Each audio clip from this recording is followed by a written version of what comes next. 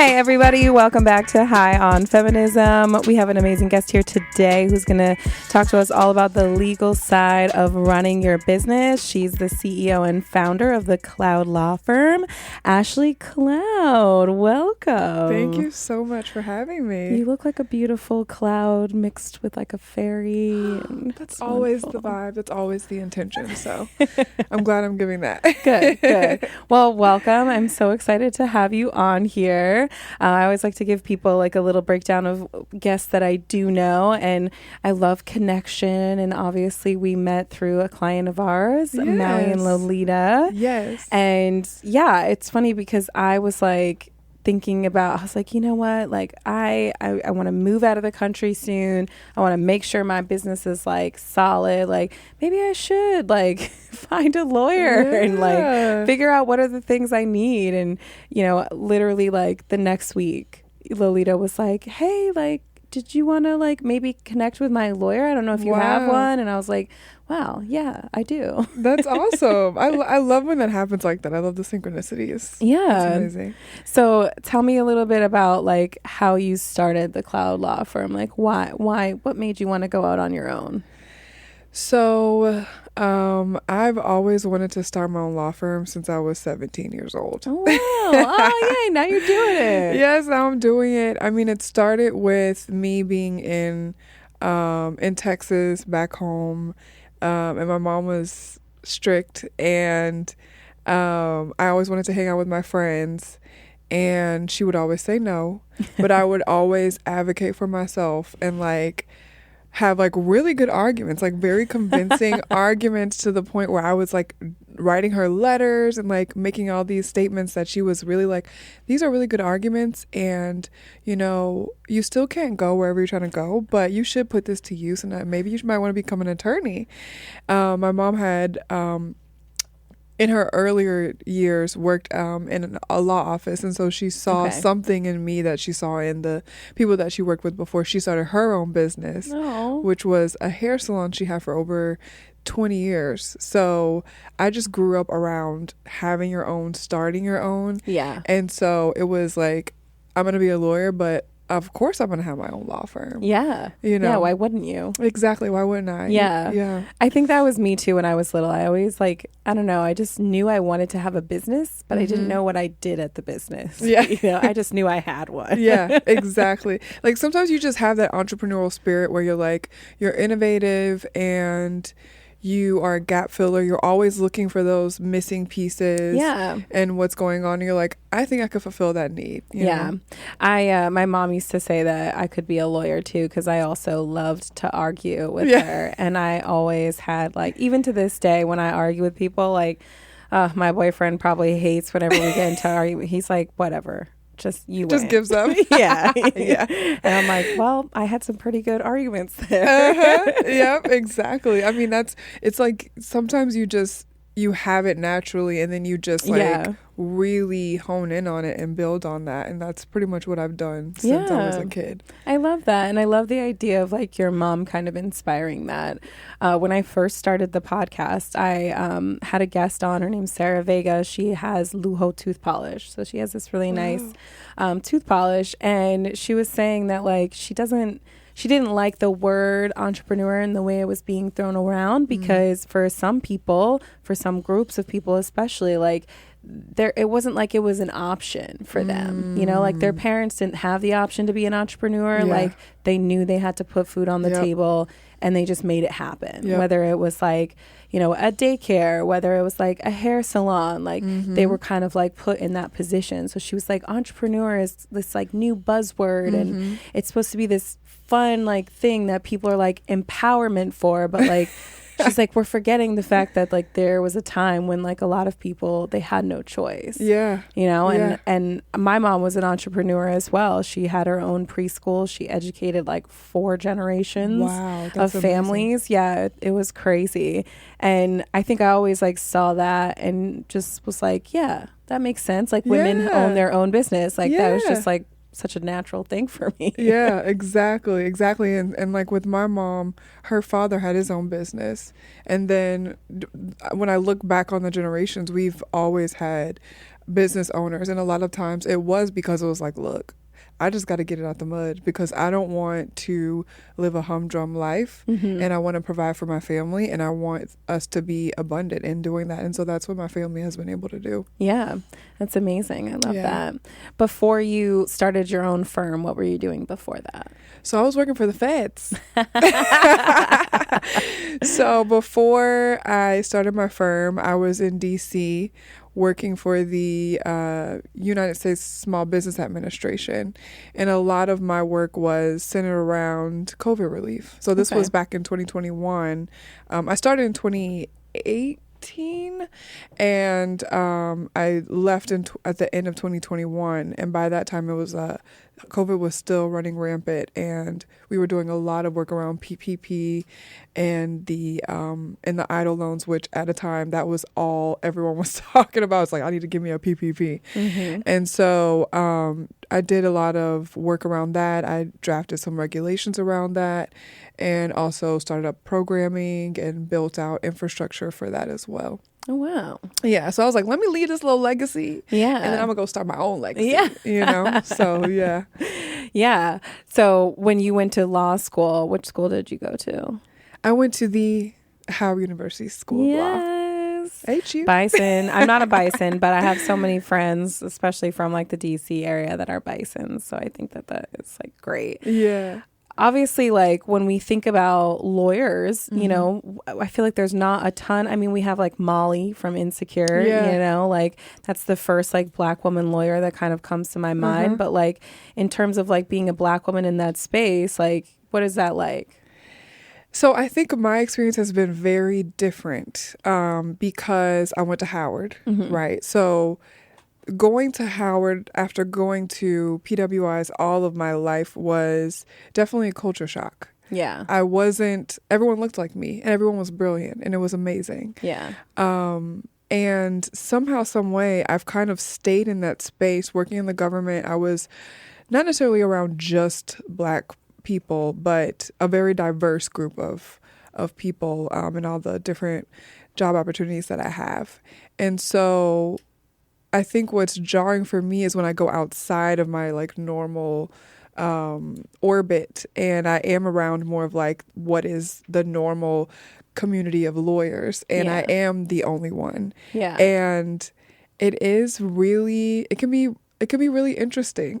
I'll say that. I think it does help that I had already had the PWI experience, so I'm not so uncomfortable being in those spaces of like, I'm the only one. Like I need to be on my game, or like I have to code switch, or I have to have like double consciousness or all that kind of stuff. Like now, having had both experiences, I can go into those environments and still be my 100% self and not feel like I need to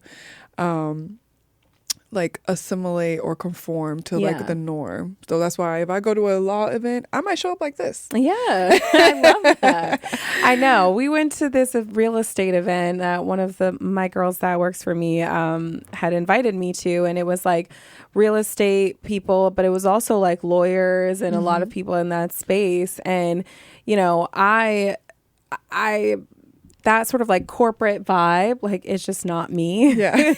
So I was stressed. I was like, what am I going to wear to this event? I was like, I don't have any like corporate clothes, you know? So I was super like freaking out, and I was just like, let me just wear my most boring pants and my like most boring top. And even like, I thought that my top was like too out of the box even, because it had like a little side boob, you know? It was black top, but it had a little side boob. And I just like saw everyone coming out, and I'm just like, I just want like fashion. Like why do we have to be so stuffy? Like, I feel like I would love it if I saw like you walk in, especially like for me, I was so excited about Lolita introducing us because, you know, I come from a small town where like everybody's known everyone for years, and everyone's known everyone's family for years. And so like, you know, having your local doctor or your dentist or your lawyer or whatever, like you trust them. Yeah. Because someone knows someone that knows someone that knows someone. Yeah. Here in New York, it's like, it's a totally different ballpark. I don't really know anyone, especially on those levels. And when I think about especially when it comes to like legal advice, when I think about legal advice and like where I would trust that legal advice, I feel like finding someone that looks like me, that I know is like, you know, probably going to have my best interest at heart more than someone else. Like, that's what I loved about it. Yeah, that's awesome. For me, like, as a business owner, I hate to admit this, but like the law side of it is scary for me. It's scary for everybody. It's scary for me. Yeah. It's scary for everybody. It's not. I mean, it's just, you know, it is what it is. And I think that's one of the main reasons why I knew that this was something that I had to do. Yeah. Because I know that the law and the finance and the tax stuff is the thing that scares people the most. Yeah. And people avoid it the most, but it could be the most detrimental to your business. Yeah. And so, you know, we hear about everyone starting businesses, but how many of them still have them? Yeah. You know, how many of them made a wrong turn? Whether it's a legal issue or a finance issue, or just like you ran out of money, or, you know, you don't have the right people around you, whatever the case may be, like, I just wanted to do my part to kind of change those numbers and to support people so that they know that there's help out there. Yeah. Yeah, and I appreciate that because that is something that is like always terrifying for me. And it just like, I don't know, I think I have my own ideas of like, I'm like, why, if I'm putting in all this hard earned effort, and am I just handing off half of my earnings every year to like the government, and then like I hit a pothole and a sinkhole appears, you know, like I think it's like that thing. But yeah, like you said, like it is the fact that like, you know, the fear of like opening the mail and stuff like that, like that stuff can be like detrimental to you. And I think having people that look like you is like important for especially small businesses, because I think post pandemic, like Black women made up like a massive majority of like the new businesses that were developed during that time. So, you know, we got to support each other. And it's scary I agree. And you know what, someone told me right before I started my firm, they told me, one of the things I'm going to wind up doing a lot of is calming people down. Yeah. Because I think sometimes something seems scarier than it actually is. Yeah. You know, like there have been times when I've had clients come to me like, I just got this letter from the trademark office. I don't know what it says. It's like, oh, okay, let me just take a look at it. Oh, okay, we just need to, you know, change this, add this, you know, make some arguments, whatever the case may be, and let's see what happens, you know? It's like, oh, that's it? Yeah, that's it, you know? That'd probably be me. So, so just kind of like simplifying things and making it not so complicated, and a lot of times it is done by design, you know, unfortunately, but and a lot of times too, what I've noticed having worked on the government side, sometimes they think that they're being very clear and transparent, but it's still like jibber jabber, you know, especially when you're just, it's like, I'm so overwhelmed, I can't even read any words, like it could be one sentence, you know, so just being able to kind of like woosah and then be like, okay, this is the plan.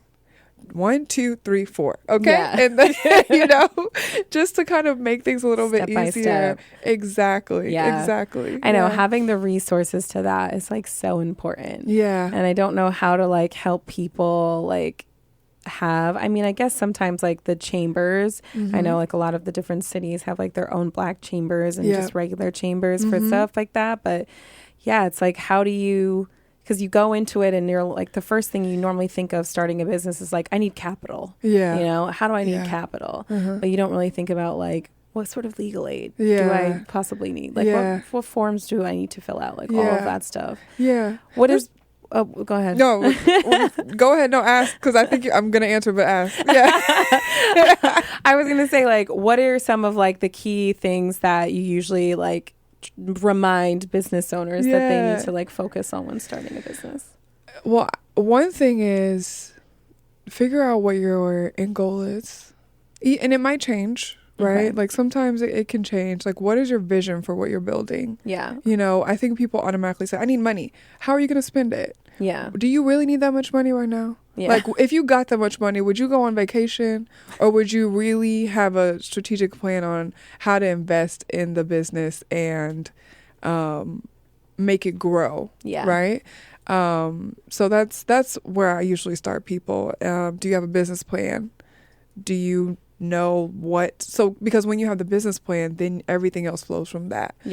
From the legal aspect, the ABCs, I guess, would be protecting your assets. So making sure that you have some kind of business entity that's separate from you when you're building your business, especially if you're doing something that is more or less risky to some extent, that could subject you to some kind of liability. So that's the A.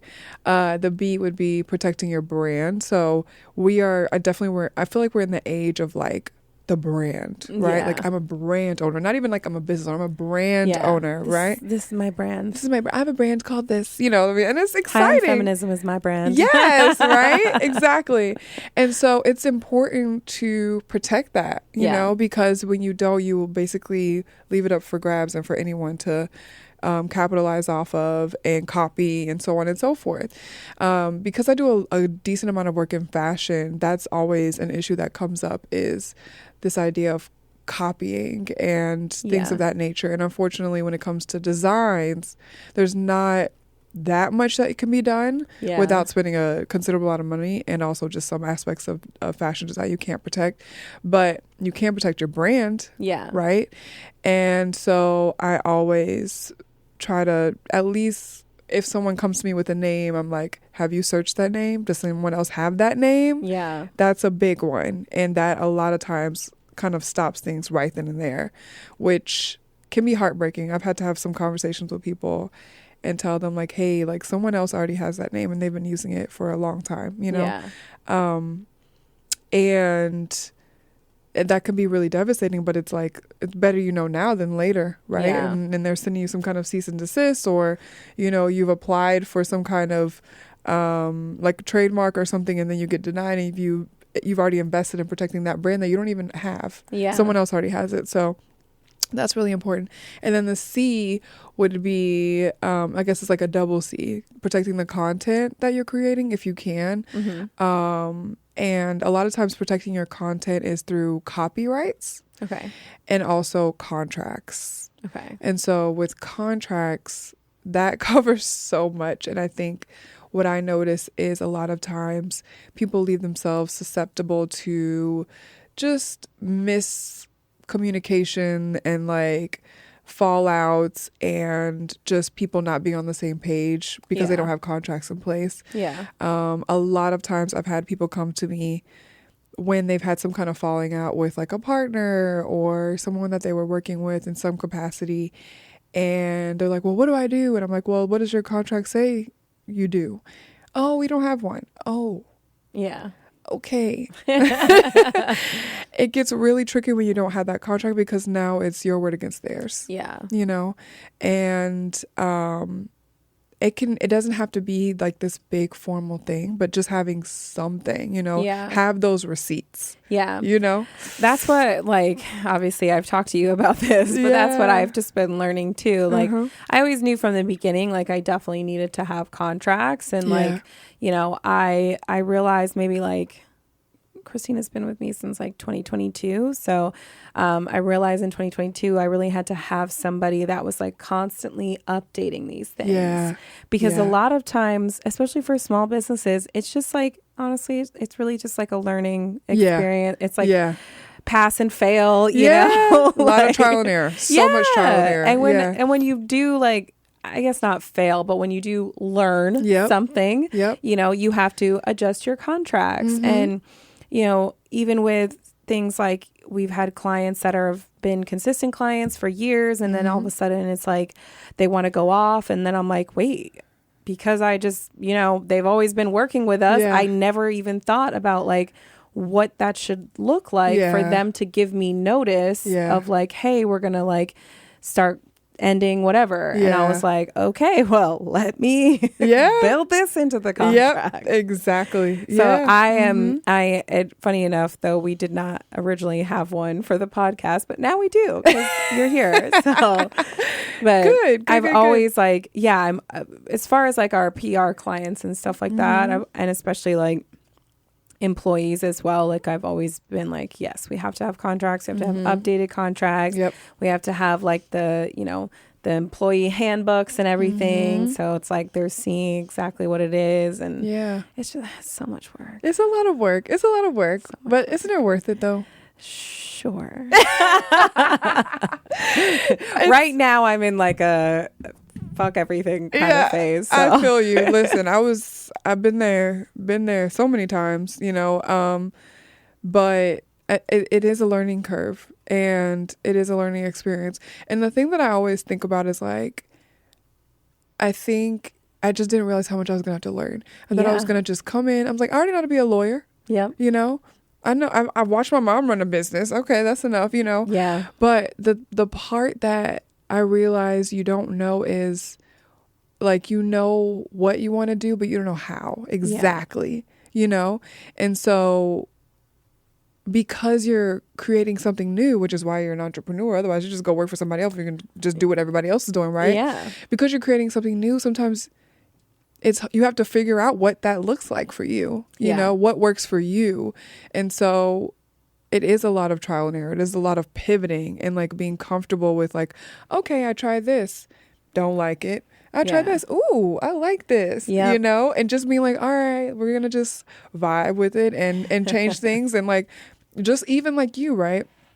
I'm constantly changing my contract for new clients. Yeah. Right. I'm constantly like, ooh, last time they tried this. I don't want them trying that again. Or if they try it again, there's going to be ramifications. Yeah. Or whatever the case may be. Right. So, but eventually you refine until you're like, got that sweet spot. And then you grow from there. I know. Yeah. It feels like sometimes it can be like exhausting. Oh, yeah. Yeah.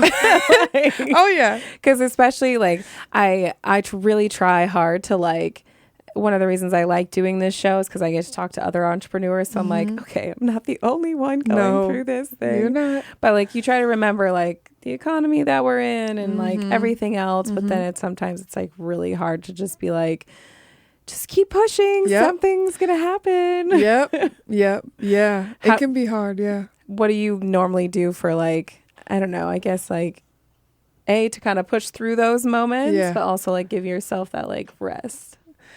So to push through those moments, I do quite a few things. I have a strong self-care regimen. Okay, I need to get that. So in the mornings, I pray.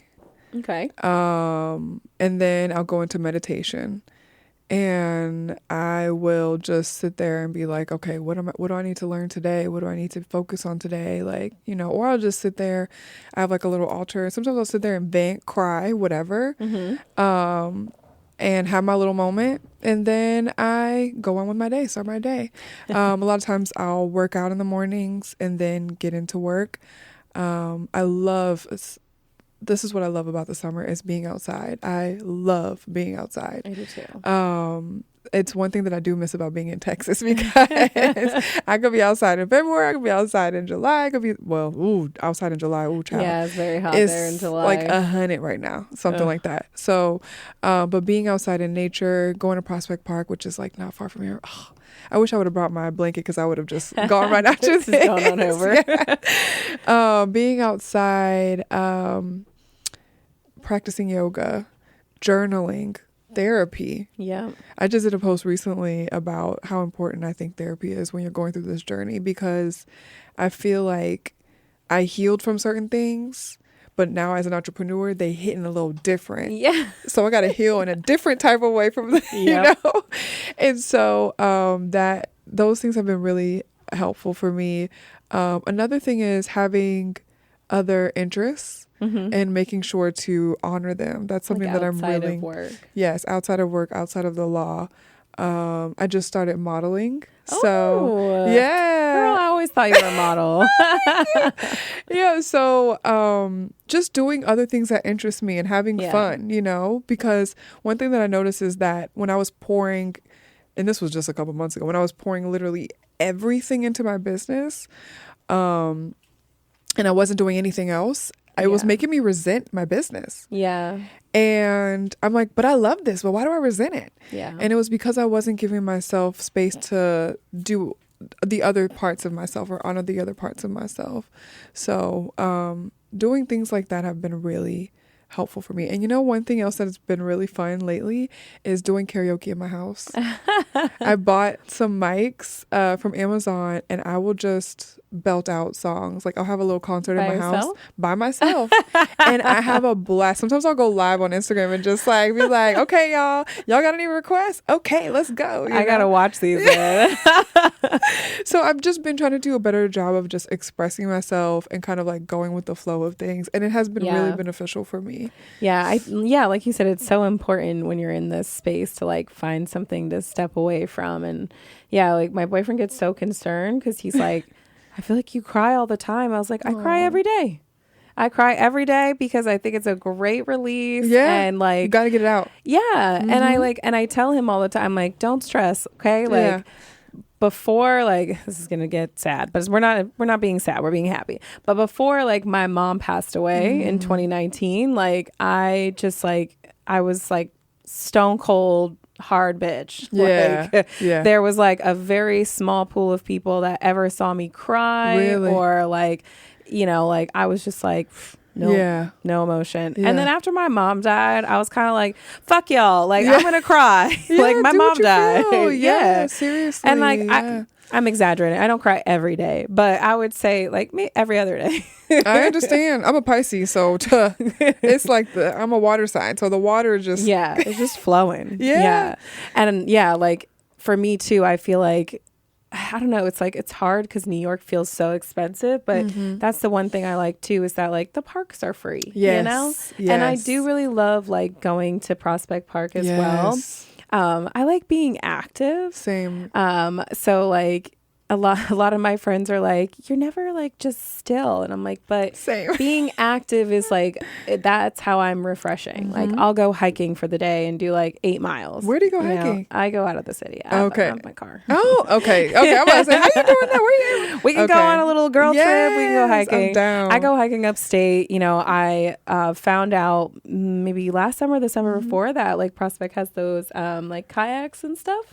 Really? Yeah, on the water. I didn't even know that. Yeah, you can go out. They charge you by like the hour, depending on when you go out, and you can go all over the lake and everything. So nice. I pack up, some flowery things, and I go out there with my friends, and it's like it's a nice little workout. The sun is out, So I try really hard to like.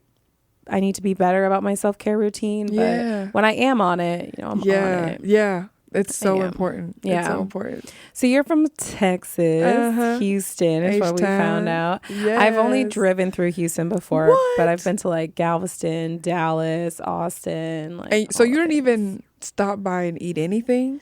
No. In Houston of all places? No, okay, you got to run that back. I'm sorry. I do want to go back there at some point. You have but how has been like, the experience living in Texas versus living in New York? What does that feel like? It's so funny. I'm actually going home in a couple of days, so I'm going to be refreshed about like, oh yeah, this is so different. I've been home since Christmas. I'm like, what are the similarities? Like, there are none. Really? Like, everything is so different. Do you think there's more of like a community sense, like here in New York or like back home? I feel like there's a community sense in both places, it's just different. Yeah. Like Houston is home. So my community is like family, friends that I've known for like my whole life, Here in New York, I've only been here almost 3 years, and my community has been people that we have similar interests, and that's kind of like what brings us together, our similar values and things of that nature. And that was tough when I first got here to find community, just because everyone is so busy. Yeah. Everyone is so busy. Everyone has so much going on. And when I first got here, me being a Pisces and from Texas, I took it personally. I was like, no one likes me. Everyone was probably like, girl, this is New York. Toughen up. It's like, I'm busy. I'm at work. I got 5 jobs. So, I got 2 side hustles, 1 main job, so just adjusting to that, the pace is so different. Yeah. And I have to remind myself when I go home, I'm like, it's like, slow down. Yep. Relax. Yeah. And I'm just like, oh, okay. I forgot. you Yeah, know? you forgot that there's people that are like not moving at like 1,000 miles per hour, like Exactly. outside of the city. Exactly. Or like rushing you through a conversation, you know, because they Yeah. don't have time to like really sit down and just get to know you. But it does happen. It does happen. I've been able to like find myself in spaces where I can have like real deep, like more Yeah. authentic conversations with people that aren't so like surface level. Yeah. So, mhm. Yeah, I feel like, 3 years and finding that is like great. I feel like I was here for almost like 5 or 6 before I really found that. But I also Really? think it's because like I came here very young. I came here when I was Oh. 18. Oh. I went to college here and everything. So I think Yeah. like the college kind of felt like a second chapter of my high school. So it Yeah. felt very like cliquey and stuff. Oh. And it wasn't until I like moved to Brooklyn that I was like, oh wait, there are decent people in this city. Yeah. Like here they Yeah. are. They're hanging out in Brooklyn. Yeah. Yeah. I mean, I think one challenge for me was I moved here in the middle of the pandemic. It was November, so nobody was outside. Yep. And I literally changed my life overnight. I moved from DC, quit my job, moved here, started my firm in my house. No, I to this day I don't have any like employees or coworkers, so it's just me by myself a lot of times. Yeah. And so every interaction that I have to be super intentional about it. It's not just gonna happen on its own for the most part. Like being in school or having a job, you're just seeing the same people every day and you just eventually foster relationships with some of them. And so I didn't really have that, so it was more of an undertaking to like find community. So yeah. Are you like an introvert or extrovert? I'm right in the middle. Okay, I'm like right a in the little middle. mid-side. I'm right. Yeah. I can't imagine like trying to come into the city like during that time, like 2020. That must have been absolutely insane. It was, yeah. I was like moving out of the city November 2020 because our lease was up in October and my roommate had already been like living back at home in Florida. Oh, wow. So she was like, I'm not going to renew. And I'm like, I figured. Yeah. Yeah. So I like moved out for a few months and then came back. And okay. yeah, I mean, even like friends that, so close with already knew, like they still were like, oh, I don't know if I want to hang out. Yeah. It's been a little crazy. Yeah. Have you but do you feel like in terms of like the law community here in New York, do you feel like there's like events that you go to, like informational things you can find? Yeah. Yeah. So before I even moved to New York, I was a member of the New York City Bar Fashion Law Committee. Okay, cool. And so that was kind of like my anchor to the city because I was still in DC. So I would come up every month for events that they had every single month. And so I just continued doing that since I've moved here. Okay. And then also have networked with some of the attorneys that I had seen at the events prior and still in contact with some of them now. Sometimes we partner on different things. It's been great. And I've been able to tap into that community for support, for connection, for partnerships, and also different opportunities, speaking opportunities, all kinds of things. Mm-hmm. I love that. Yeah. Look at you doing your thing. I'm trying, girl. It's a lot. Sometimes I feel like there's just so many hats that you have to wear, especially when you're first starting out. And because I'm like super solo, doing everything, like when I tell people like, oh, so you have like an assistant or a paralegal, I'm like, no, I'm doing everything, every email, any website updates, any emails you get, social media, doing the actual legal work, you know, all of that stuff is me. So it's a lot, but I think that I do feel like it's a privilege to be able to do this. Yeah. And so I'm really thankful for that. And I'm thankful to still be going because there have been times when I wanted to give up. Yeah. Oh, I've been there. I mean, I feel like I was just there 2 weeks ago, maybe last week. Yeah. And it's one of those things where it's like day by day, you have your highs and you have your lows, and just knowing that that's what's going to happen and just being able to ride the wave. Yeah. I would definitely say like once you get a team, like that level of like stress just kind of like multiplies. Really? Sometimes. I thought you were going to say it was going to go down. I mean, for me, I just feel like Sometimes I think I like give people the benefit of the doubt like too much, you know, like you were saying, like highs and lows. Like I was also in sort of that like, fuck this, I'm done kind of phase the last few weeks, just because, you know, we had a client that, you know, basically ghosted us on their payment, and that was really frustrating. And then I had, you know, we've already been in this like slow pace this year. Yeah. So that was like really stressful. And then I had, because of that, like I had some team members that were like, you know, I can't really stay. I really need like more money. And it's just like, it's always those days where you're like, oh my God, like everything feels like it's coming for me. And like, you know, and just like the pressure in this economy. Like I think about money all the time because I have like 5 people that like the way that they pay their rent is because of me. Exactly. Yeah. And like I don't take that lightly. Yeah. So it's like it's just all of it coming together. We need like a support group for like entrepreneurs. Yeah. Listen, take all the speakers that you have and put us in a group chat. I know, honestly. Once we've crossed the threshold of being on the show, just add us to the group chat. Like I would be down for that, because I do have what I call my sisters-in-law that we who have their own law firms, and when I tell you we be voice memoing each other to death, we be like, girl, let me tell you what just happened, you know. And then also, hey, have you seen the law on this? Did you read that article? You know, just like being able to share information, and also kind of like sharing our wins too. Like I was just talking to one of my girlfriends, and we were talking about our wins that we've had recently, you know. So being able to have that is so important, because like you said before, it can feel like, wow, I am going through so much, and like you feel like you're the only one. Yeah, definitely. Especially because we're in like that digital world. So everyone's online, and they're of course only posting the fun, cool, pretty things. And so you're like, oh, I'm not doing that. But then it's like, you know, on the other side, they're probably crying as they're posting that. Exactly. You know what? Like there have been times, I'm not going to lie, when, because I feel like sometimes I do just be like, look, y'all, I'm struggling. You know, and I'll post it, whatever. But sometimes I know that there's power in practicing gratitude.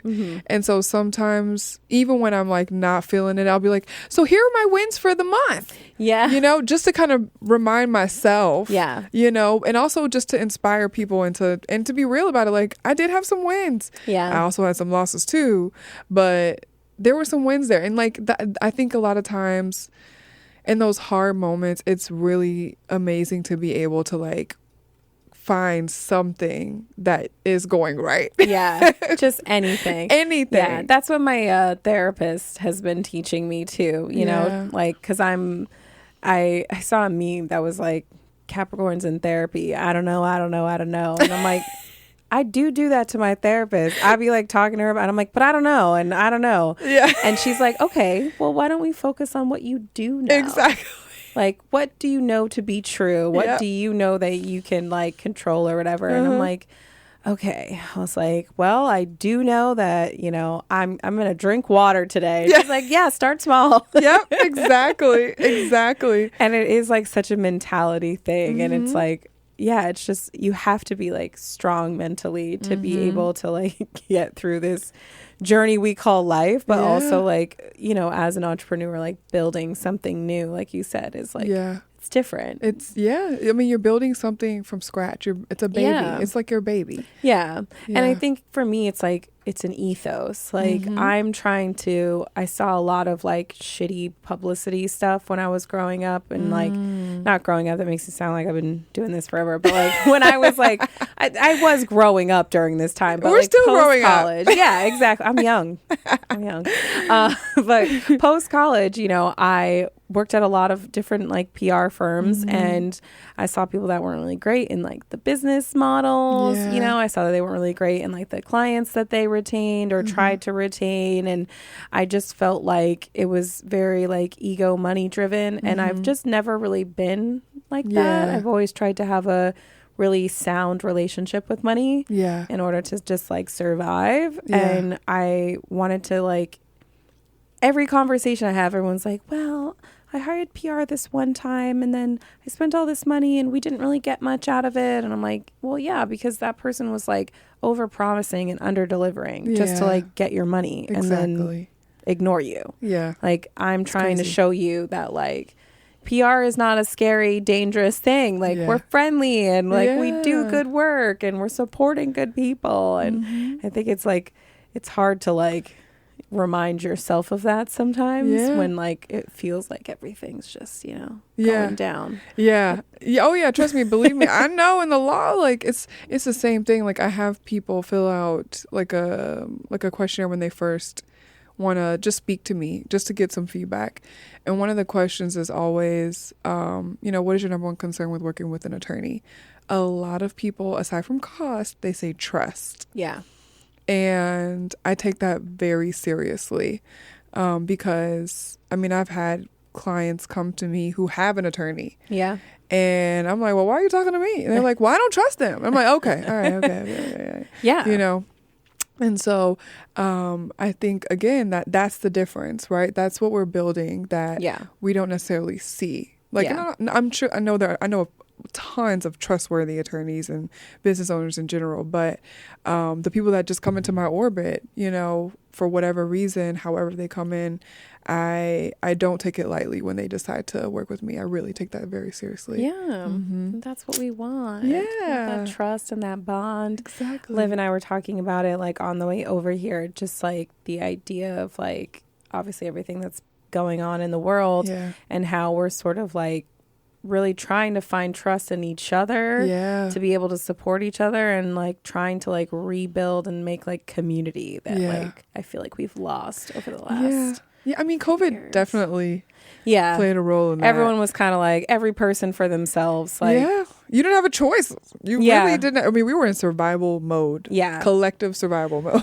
Remember that? It's like to this day every once in a while I'm like, I can't believe that happened. I know. I cannot believe we lived through that. Like, unprecedented times. Yeah.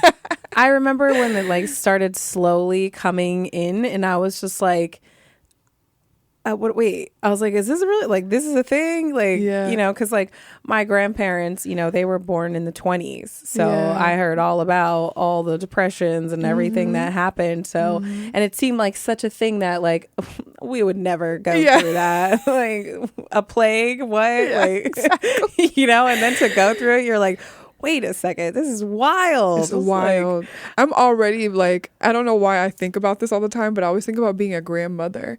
And I already have it planned out that I'm going to be in my rocking chair like, y'all will never understand what it was like. There was COVID and we were going through it. And like, it was the year 2020. Yeah. And I'm like, that was so long ago, grandma. Like, like, how do you explain that to your grandkids? It's wild. Why I can't even explain it to myself. It's crazy. I was so active during COVID because I am a outdoors person as well. And so the idea of someone telling me I couldn't be outside, which for me felt like a like safer place to be than like cramped in my tiny apartment. I was like having like internal panic attacks. And so I was like to my friends, I was like, we're going. I don't know where we're going. I was like, I will drive us. We drove out to Tennessee. We went to Montana. I was like, I can't stay in this apartment for like nonstop. That was terrifying for me. I went back to my childhood, and I will say also I got in the best shape of my life during COVID. I know some people went one way. I went the other way. I don't know. But I started riding my bike a lot. And so that was really fun. And to this day, I still ride my bike. So that was I'm too afraid to do it in the city. I know. I don't really ride like not in Manhattan. Like, but even in Brooklyn. I know. And I get cursed out all the time. And I'll be in my bike lane and everything, and they don't want me there, but it's okay. Yeah. Well, I'll be mindful next time I'm driving because I do honk at bikers. Yes, please. We're just trying to make it. We're just trying to get where I just don't like the ones that don't use the arm signals. I'm like, at least like, how am I supposed to know that you're about to cut right in front of me? Yeah. And then they get mad at me as if I was like purposely trying to run. I'm like, you didn't even give me any indication. Yeah. No. So I'll be mindful. Yes, please. Now that I know that you're out there. Yes, I will. I'm out there. What are your goals for the rest of the year? Oh gosh. Oh, that's something that I'm working on coming up with. One thing is getting a little bit more organized. Okay. Possibly bringing someone on to help support. Yeah. Streamlining some of my processes. And you said one goal, and look at me going down the list. No, it could be a bunch of them. This is typical me. No numbers. I think I want to have like more consistent messaging going out about my business, about my brand. Yeah. Yeah. Your branding. Mm-hmm. Okay. Mm-hmm. Love that. Yeah. I love that. Yeah. Well, I hope all good things for you. I'm You sure too. They are.